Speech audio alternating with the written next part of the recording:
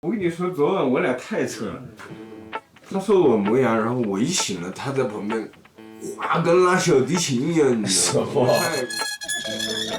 哇，他在我旁边像牛蛙到帐篷里面了。不是，不是我听到你们是有一个人在打呼噜，包是他的，你在挑拨离间。不是我真的，我听得非常清楚。我跟你说，包是他的。